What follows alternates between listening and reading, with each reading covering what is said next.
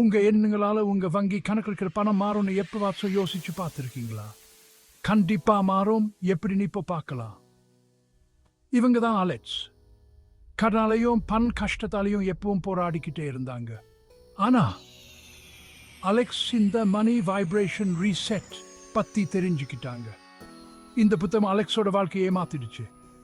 எதிர்மறையான எண்ணங்களால தான் செல்வம் நம்மளை விட்டு விலகி போகுதுன்னு அலெக்ஸ் புரிஞ்சுக்கிட்டாங்க. நல்ல விஷயங்கள் நினைச்சு பார்க்கறது, மனசுக்குள்ளேயே நல்லது சொல்லிக்குது, மனத்தடைகளை அழிக்குது, இதெல்லாம் மூலமா மனநிலையை மாத்திக்கிட்டாங்க. அலெக்ஸோட வாழ்க்கையிலேயே நல்ல மாற்றம் வர ஆரம்பிச்சுடுச்சு.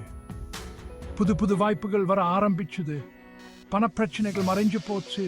வாழ்க்கை சந்தோஷமா மாறிடுச்சு. இதுக்கு என்ன ரகசியம் தெரியுமா? பணத்தை ஒரு சக்தின்னு நினைச்சு பாருங்க. உங்க எண்ணங்களையும் உணர்ச்சிகளையும் செல்வத்தோடு நினைச்சு பாருங்க. அது உங்களை தேடி வரும். பணத்தை ஈர்க்கிறது எப்படின்னு மணி வைப்ரேஷன் ரீசெட் புத்தகம் உங்களுக்கு கற்றுக் கொடுக்கும். சரி, நீங்களும் உங்க மணி வைப்ரேஷன் மாத்தி செல்வத்தை வரவைக்க தயார்? இன்னில இருந்து உங்க பயணத்தை தொடங்குங்க. உங்க மனநிலை மாறினாதான் உங்க நிதி நிலைமையும் மாறி என்பது மகாதீங்க. செல்வம் பெருகட்டும்.